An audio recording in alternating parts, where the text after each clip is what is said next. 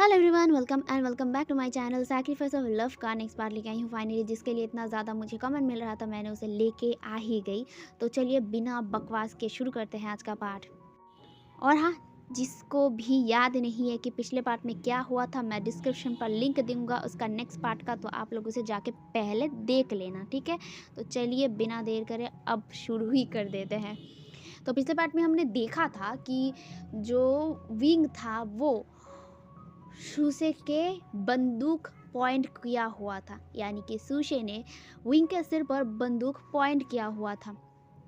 और दूसरी तरफ हंगुन जुन विंग को बचाने के लिए आगे बढ़ रहा था, लेकिन सुशे ने वहीं पे उसे रोक कर बोला था, अगर एक कदम और बढ़े तो मेरे इस गन से एक गोली और तुम्हारे ये विंग का सिर मैं जस्ट उड़ा दूंगा अगर सामने आने की कोशिश भी की ना। ये सुनकर जो हंगुन जुन था वो रुक गए थे, लेकिन शू यांग एक कदम आगे बढ़ाता ही है कि एक गन की आवाज़ आती है और सब कुछ वहीं पे साइलेंट हो जाता है। और हमें दिखाया जाता है सुशे नीचे गिरा हुआ था और साथ ही साथ विंग भी नीचे गिरा हुआ था। और हंगुन जुन दौड़ के जाते हैं विंग के पास चिल्लाकर और विंग को अपने गोद में ले लेते हैं। और हमें उन दोनों के पीछे ही एक और इंसान को दिखाया जाता है, और वो और कोई नहीं, शाओशिया थी। शाओशिया के हाथ में गन थी, वो उसके हाथ काँप रहे थे, लिटरली काँप रहे थे, लेकिन फिर भी उसने गन से एक इंसान को मार दिया है, वो यही सोच रहा था। और उसका हाथ भी अभी काँप रहा था। और शू यांग ने देखा कि शाओशिया वहाँ पे खड़ी थी, एंड हंगुन जुन को किसी और को देखने की अभी उनके पास वो टाइम नहीं है, वो तो विंग को देख रहे थे। विंग जो बेहोश हो गया था, गन की आवाज़ सुनकर ही बेहोश हो गया था। और हंगुन जुन उसे उठाने की कोशिश करते हुए कहता है, विंग उठो, क्या हुआ है विंग, तुम ठीक हो ना। एंड दूसरी तरफ शाओशिया, वो ना अब उसके हाथ से ना बंदूक गिर गई थी और वो सामने देख रहा था सुशे को नीचे गिरा हुआ। और जो शुयांग था वो दौड़ के शाओशिया के पास जाती है और कहती है, आप ठीक है, आप यहाँ कैसे। और वो ना वहीं पे देख रही थी जहाँ पे शाओशिया देख रही थी। शाओशिया जो शुयांग था, आई मीन सुशे था, उसे देख रही थी। सुशे तो मर गया था। एंड जो शाओशिया थी वो कहती, ये मैंने क्या क्या क्या क्या कर दिया, मैंने मैंने मेरे मार दिया, उसे मैंने मार दिया। और ये कह के ना वो अपने में ही ना मम्बल करने लगती थी। और जो शुयांग था वो उसे संभालते हुए कहते, आप पहले शांत हो जाइए, आप खुद को ऐसे मत बोलिए, हाँ कुछ नहीं हुआ है, आप खुद को शांत कीजिए, फाइन, कुछ नहीं हुआ है, बस आप शांत हो जाइए। और दूसरी तरफ हमें विंग का दिखाया जाता है, विंग जो बेहोश हो गया था। हंगुन जुन और बिना देर करे विंग को गोद में उठाते हैं और उसे लेकर कार में चले जाते हैं। वो ना जो शू यांग और शाओशिया को इग्नोर कर दिया था, वो दोनों तो अभी भी वहाँ पे खड़े थे। और शू यांग शाओशिया को समझा रही थी कि शांत हो जाइए, लेकिन हंगुन जुन ने उन लोगों को छोड़ दिया और वो ना खुद कार ड्राइव करके हंगुन जुन उसे विंग को हॉस्पिटल लेके गए। अब यहाँ से हमें हॉस्पिटल का दिखाया जाता है। हॉस्पिटल में हंगुन जुन ने विंग को एडमिट करा था और वो ना बाहर ही थे खड़े, और जो डॉक्टर्स हैं ना वो विंग को चेक कर रहे थे एंड बेसब्री से इंतज़ार कर रहे थे हंगुन जुन की कब डॉक्टर्स बाहर आएंगे। और हमें विंग का दिखाया जाता है। विंग जो बेहोश था, उसके दिमाग में बहुत सारे यादें घूम रहे थे, बहुत सारे यादें जो वो समझ नहीं पा रहा था, बहुत सारे यादें जो उसके दिमाग में घूम रहे थे। और एक एक के बाद ऐसे ऐसे यादें बहुत ज़्यादा घूम रहे थे। उसे समझ में नहीं आ रहा था कि ये सब क्या है, वो सिर्फ सपने में ही ये सब देख रहा था। और एक एक के बाद उसके दिमाग में सारे यादें एकदम क्लियर होने लगते हैं। जो यादें एकदम धुंधला था वो धीरे धीरे अब सब क्लियर होने लगते हैं, और एक एक करके सारे यादें उसके दिमाग में आने लगते हैं। और इसी में ना उसके सारे पसीने निकलने लगे थे। वो नींद में ही ना बहुत ज़्यादा ही छटपटा रहा था, उसके पूरे शरीर ना काँप रहा था और डॉक्टर्स उसे देख रहे थे और उसे काम डाउन करने की कोशिश कर रहे थे। डॉक्टर्स, नर्स यहाँ वहाँ दौड़ रहे थे और उसे सँभालने की कोशिश कर रहे थे। जो डॉक्टर थी ना, वो इंजेक्शन लगाती है, एनेस्थीसिया लगाती है और विंग तब जाके शांत होता है और डॉक्टर्स बाहर आते हैं। बाहर आने के बाद वो हंगुन जुन की तरफ देखते हैं। हंगुन जुन डॉक्टर को देखकर ही दौड़ के डॉक्टर के पास चले गए थे और पूछते हैं, क्या हुआ है? वो ठीक है ना? ये सुनकर डॉक्टर कहते हैं, वो अभी ठीक है, मैंने उन्हें एनेस्थीसिया दिया है, अब वो थोड़ी देर के लिए बेहोश रहेंगे, वो थोड़ा सा नींद लेंगे तो ठीक हो जाएंगे। हाँ, वो बहुत ज़्यादा डरे हुए थे, इसकी वजह से वो बेहोश हो गए थे। अब वो ठीक है और खतरे से बाहर हैं। और ये कह के डॉक्टर चले गए थे। एंड जो हंगुन जुन था, वो अब जाके थोड़ा सा रिलीफ फील करता है। अब पीछे से शाओशिया और जो शुएंग था, वो दौड़ के आते हैं। वो लोग बाद में जाके आए थे। वो दोनों ना मतलब हैरान हो गए थे जब हंगुन जुन को वो लोग नहीं देख पाए थे। तो वो लोग अब दूसरे कार से आए थे डॉक्टर मतलब हॉस्पिटल पर। हॉस्पिटल आने के बाद वो हंगुन जुन से पूछते हैं कि अब विंग कैसा है। हंगुन जुन कहते हैं वो अब ठीक है, बस यही कहा था। और वो ना मतलब अब चेयर पर बैठ गए थे। एंड शाओशिया भी मतलब बैठ गई थी सीट पर, मतलब दूसरे सीट पर जाके बैठ गई थी। और अब हंगुन जुन उसके तरफ देखता है और कहता है, तुम यहाँ क्या कर रहे हो और तुम वहाँ तक पहुँची कैसी? एंड शाओशिया थोड़ा सा नर्वस हो जाती है। वैसे भी उसने जो किया है वो खुद ही भरोसा नहीं कर पा रहा था। तो जो शाओशिया थी वो कहती है, वो वो मैं वहाँ पर आपके ज़रिए पहुँचा। ये सुनकर हंगुन जुन कहते हैं, मेरे ज़रिए? तो यहाँ से अब हमें फ्लैशबैक दिखाया जाता है कि आखिर शाओशिया यहाँ पे पहुँची कैसे। तो हंगुन जुन जो शंघाई से लौटने के बाद वो विंग को ढूंढने में लग गया था और उसकी वजह से उसके दिमाग से शाओशिया निकल गया था, या फिर वो किसी और टेंशन ले ही नहीं पा रहा था। उसके दिमाग में एक ऐसा टेंशन घुस गया था जिसकी वजह से वो आसपास क्या हो रहा है क्या नहीं हो रहा है वो नहीं ध्यान ही नहीं देता था। वो तो बस यही ढूंढने की कोशिश कर रहा था कि विंग कहाँ पे हो सकता है, कहाँ पे होने का पॉसिबिलिटी है। तो इसीलिए वो सिर्फ जो उसका सेक्रेटरी है उससे ही मिलता था, उसके भाई से भी ज़्यादा नहीं मिलता था। और उसके भाई भी टेंशन में थे कि आखिर हंगुन जुन यानी कि वांग जी को हुआ क्या है। लेकिन वो मतलब हंगुन जुन उस पर भी ध्यान नहीं देते थे। उसका दिमाग में सिर्फ घूम रहा था, विंग ही घूम रहा था। और दूसरी तरफ जब शाओशिया को पता चला था कि विंग गायब था, तो वो यहाँ पे ऐसे ही बैठा नहीं रह सकता था। वो भी विंग को ढूंढने लग गया था। विंग को ढूंढने का कोई भी ट्रेस उसे नहीं मिल रहा था। जहाँ जहाँ होना चाहिए था वहाँ वहाँ उसने गया था। फिर वो वेन्निंग के साथ बात किया था। वेन्निंग ने कहा था कि उसके पास हंगुन जुन आए थे। हंगुन जुन ऐसे-ऐसे पूछ के गए थे। उसके बाद हंगुन जुन शंघाई गए हैं। ये सब उसे पता चला था। तो ना वो ना मतलब वेट कर रहे थे कि कब हंगुन जुन वापस बीजिंग आएँगे। हंगुन जुन बीजिंग आने के बाद हंगुन जुन को फॉलो करने लग गया था शाओशिया, क्योंकि शाओशिया उसके पास जाने का जो हिम्मत है ना वो नहीं कर पा रहे थे, क्योंकि उसे पता है उस वक्त कैसा डरावना लग रहा था हंगुन जुन। इसीलिए वो ना हंगुन जुन के पास भी नहीं गए थे। लेकिन वो छुप छुप कर ना हंगुन जुन क्या कर रहे हैं, हंगुन जुन कहाँ कहाँ जा रहे हैं, वो वहाँ वहाँ जाके ढूंढने की कोशिश कर रहा था, क्योंकि वो उसे ही फॉलो करके ही वो विंग को ढूंढ पाएगा। उसने ना अपने भी कुछ कनेक्शन यूज़ किया था विंग को ढूँढने के लिए, लेकिन उसे कुछ पता नहीं चला था। इसीलिए उसके दिमाग में सिर्फ़ इतना ही था, हंगुन जुन जहाँ-जहाँ जाएँगे वो भी वहाँ-वहाँ जाएगा। इसीलिए हंगुन जुन का जो सेक्रेटरी है यानी कि शू यांग, वो हर वक़्त शुयांग को फ़ॉलो करता था। शुयांग जहाँ-जहाँ जाता था, शुयांग जब अनाथालय गया था वो भी उसने फ़ॉलो किया था। एंड उसे फ़ॉलो करते-करते ना वो यहाँ तक पहुँच गया था।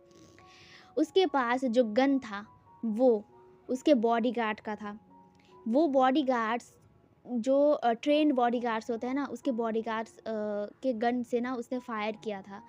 उसके बॉडीगार्ड्स उसके साथ आए थे। अगर कुछ हुआ तो उसके बॉडीगार्ड्स उसे हेल्प करेंगे या फिर हंगु जिनका हेल्प कर सकते हैं। इसीलिए उसने बॉडीगार्ड सारे लेके गए थे।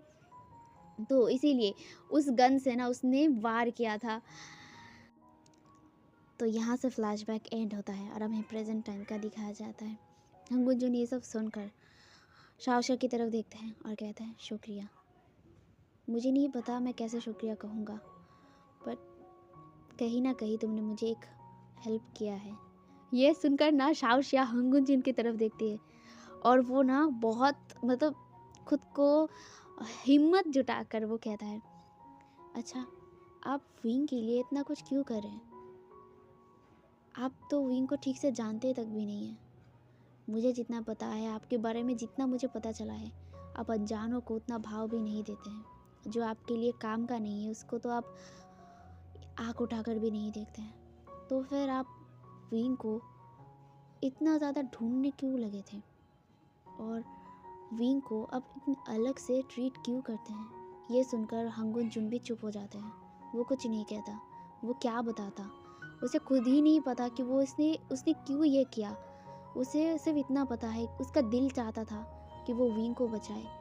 उसके दिल के अंदर कहीं ना कहीं चीख चीख कर कोई बोल रहा था कि तुम उसे बचाओ। बस उसने अपने दिल का सुना और वो विंग को बचा लिया। बस उसके दिमाग में यही था, लेकिन वो ये शाओशिया से नहीं कह सकती, इसीलिए वो कुछ चुप रहता है। शाओशिया एक शाय करती है और कुछ नहीं कहती। वो भी अपना मुंह बंद कर लेती है। अब यहाँ पे हमें जो वेनचिंग था उसे दिखाया जाता है। वेनचिंग जो दौड़ के आ रही थी हॉस्पिटल पर, जो शुएंग ने वेनिंग को कॉल करके बता दिया था कि विंग मिल गया है एंड विंग हॉस्पिटल में है, और इसीलिए ही वेनचिंग दौड़ कर आई थी हॉस्पिटल। आने के बाद वो कहती है विंग कहाँ है, क्या विंग ठीक है? ये सुनकर जो शुएंग था वो कहता है हाँ वो ठीक है, अब वो सो रहे हैं, कुछ वक्त लगेगा उसे होश आने में। ये सुनकर जो वेनचिंग थी वो रिलीफ फील करता है और वो भी बैठ जाता है। अब यहाँ से हमें 2 घंटे बाद दिखाया जाता है। 2 घंटे बाद विंग का होश आने लगता है। धीरे धीरे वो आंखें खोलता है। खोलने के बाद उसके सामने, उसके पास ही एक इंसान लेटा हुआ था। उसका सिर विंग के हाथ में था। विंग को किसी ने पकड़कर सोया हुआ था। विंग धीरे धीरे अपने आँखों को खोलता है। खोलने के बाद वो देखता है हंगुन जुन को, जो उसके हाथ को पकड़कर सोया हुआ था। वो धीरे से अपने हाथ को हिलाता है और अपने मन में ही कहता है, लिंचा क्या ये तुम हो? और यही कहता है और उसके हाथ हिलने से ना जो हंगुन जुन था वो तुरंत ही अपने आँखों को खोल लेता है। और खोलने के बाद वो विंग की तरफ देखता है। विंग जो हंगुन जुन को देख रहा था। हंगुन जुन कहता है क्या तुम ठीक हो? क्या तुम्हें अनईजी फील हो रहा है? रुको मैं अभी डॉक्टर को बुलाता हूँ। ये सुनकर जो विंग था वो हंगुन जुन का हाथ स्क्वीज़ करता है और अपना सिर ना में हिलाता है। ये सुनकर जो हंगुन जुन था वो चुपचाप सीट पर बैठ जाते हैं और वो विंग की तरफ देखते हैं। विंग भी हंगुन जुन के आँखों में देख रहा था। उन दोनों का आई कांटेक्ट होने के बाद ना वो लोग जैसे अलग दुनिया में खो गए थे। और दूसरी तरफ विंग अपने मन में सोच रहा था, लिंचा क्या ये तुम हो? क्या मैं सपना देख रहा हूँ? क्या ये सच में तुम हो? और वो ना सब अपने मन में यही सब कह रहा था। और यहाँ पे हंगुन जुन कुछ देर तक तो उसके आंखों में देखता है। उसके बाद वो आई कांटेक्ट को तोड़ता है और कहता है, क्या तुम वाटर पियोगे? वेट मैं देता हूँ तुम्हें। और ये कहकर हंगुन जुन उसे वाटर पिलाते हैं। और विंग वाटर पीने के बाद वो कहता है, क्या मेरे दोस्त यहाँ पे आए हैं? ये सुनकर हंगुन जुन कहते हैं हाँ तुम्हारे दोस्त आए हैं। तो विंग कहता है, क्या प्लीज़ आप उन लोगों को बुला देंगे? मैं उनसे मिलना चाहता हूँ। ये सुनकर हंगुन जुन नोट करते हैं और कहते हैं ठीक है। और ये कहकर वो बाहर जाते हैं और जो वेनचिंग थी, वेनचिंग और वेनिंग को बुलाते हैं। वेनिंग भी आ गया था और साथ ही साथ मियाँ भी था। तो यहाँ पे विज़िट करने के लिए एक इंसान ही जा सकता था। तो हंगुन जुन पहले वेनचिंग को कहते हैं जाने के लिए एक एक करके।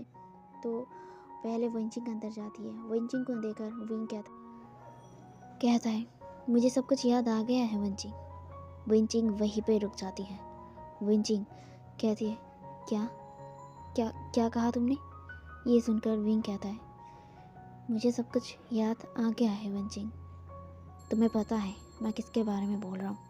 ये सुनकर विंचिंग कहती है, तुम्हें कितना याद आया है? विंग कहता है, सब कुछ, शुरू से लेकर अंत तक सब कुछ याद है मुझे। विंचिंग कहती है, आखिरकार याद आ ही गया तुम्हें। तुम्हें याद दिलाने के लिए ही तो मैंने यहाँ पे तुम्हें लाया हूँ। विंग कहता है, बहुत देर हो गई है शायद, क्योंकि यहाँ पे मिंग्याओ को सब कुछ याद आ गया है। विंचिंग विंचिंग अपनी आंखें बड़ी बड़ी करके विंग को देखता है। विंग कहता है, हाँ, वो मिंग्याओ था जिसने मुझे किडनैप किया था। तब मुझे कुछ याद नहीं था, लेकिन अब मुझे सब कुछ याद है। मिंग्याओ को याद आ गया है सब कुछ। विंग की ये बातें सुनकर विंचिंग कहती है, अगर उसे याद आ गया है, क्या क्या उनको भी याद आ गया होगा? यह सुनकर विंग कहता है, मुझे नहीं पता, पर मुझे लगता है यहाँ पे लंजा को कुछ याद नहीं है। विंचिंग कहती है, हंगुन जुन को कुछ भी याद नहीं है, कुछ भी नहीं। तुम्हें पता है, भविष्यवाणी के अनुसार उसे कुछ भी याद नहीं रहेगा। उसके दिमाग में वो सारी यादें लॉक की हुई है। वो तभी खुलेगा जब वक्त सामने आएगा, और अभी वो वक्त नहीं आया है विंग, और इसीलिए हमें इंतज़ार करना होगा। विंग कहता है, और हमें वांग जी को सब कुछ याद दिलाना होगा। उसका सब कुछ याद आना ज़रूरी है। वक्त नहीं आया है मुझे पता है, लेकिन वक्त ज़्यादा दूर नहीं है। वो काली रात बहुत जल्दी आएगा, और उससे पहले मुझे लंजा को सब कुछ याद दिलाना होगा, और हमारी शक्तियाँ भी हमें वापस लेना होगा। ये सुनकर विंचिंग हाँ करती है। विंग कहता है, और तुम्हें कब याद आया सब कुछ? विंचिंग कहती है, बहुत पहले, बहुत साल पहले। अब यहाँ से हमें फ्लैशबैक शुरू होता है। विंचिंग विंग का बचपन से फ्रेंड था। दोस्ती में विंचिंग, विननिंग और जैंग चैंग सबसे पहले थे विंग के लिए। विंग छोटे में ही, मतलब जब वो छोटा था तभी उसके फादर और मदर की डेथ हो गई थी।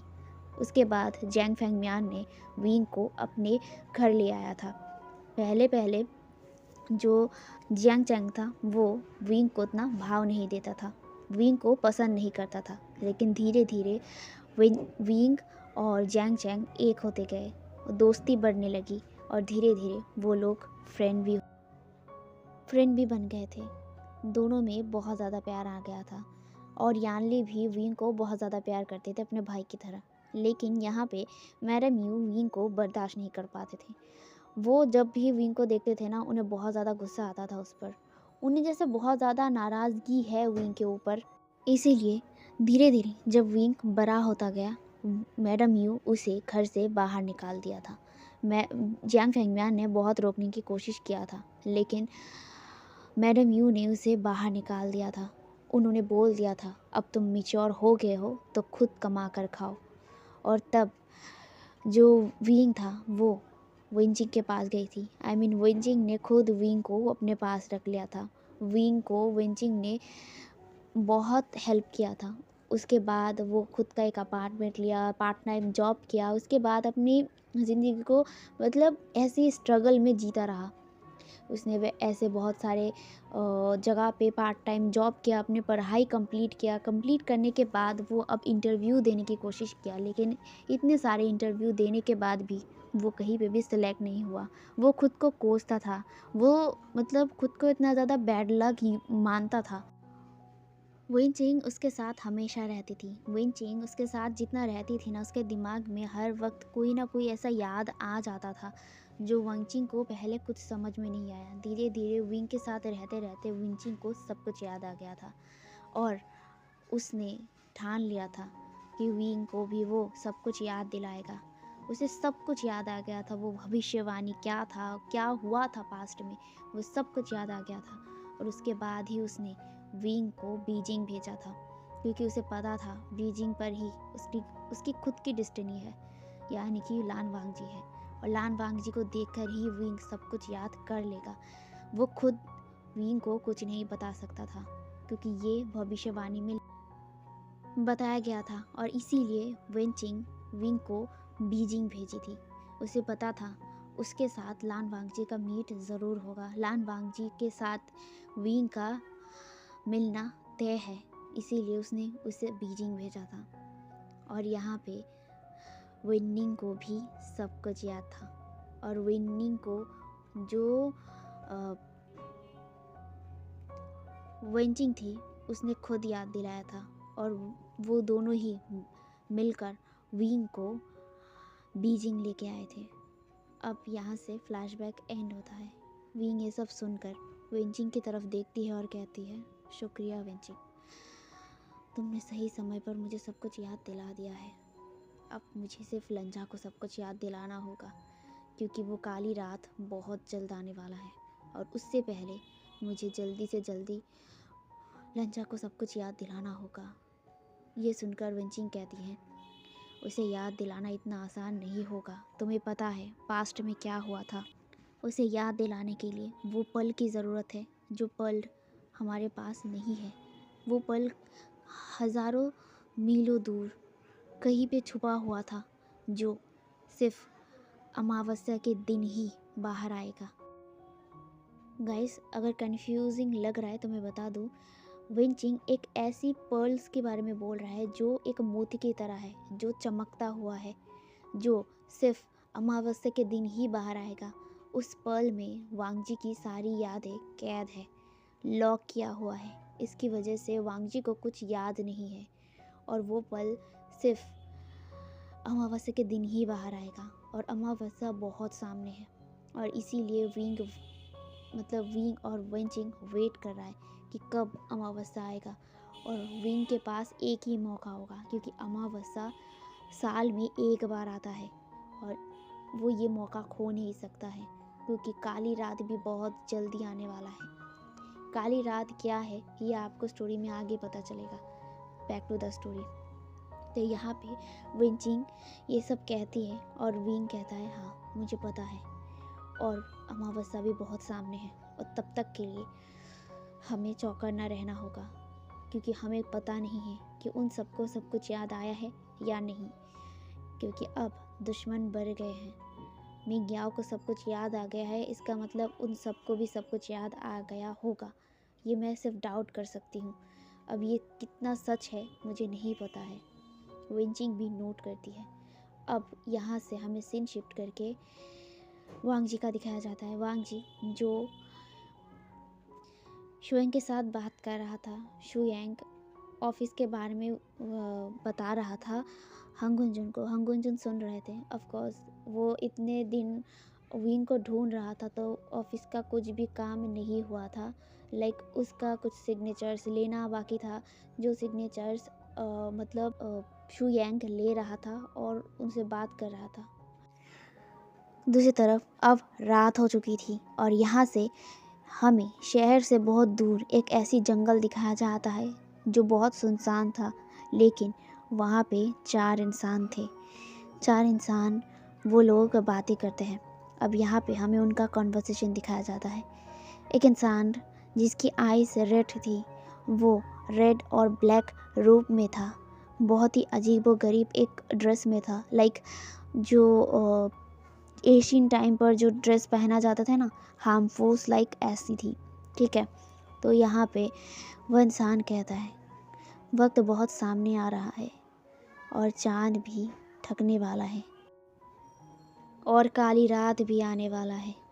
मैं इस काली रात का वेट कर रहा हूँ। ये सुनकर वो तीनों भी हाँ करते हैं, और एक इंसान उठकर खड़ा होता है और कहता है, हाँ वो काली रात जो पहले हुआ था अब इस बार भी होगा, लेकिन जीत इस बार पूरी तरीके से हमारी होगी।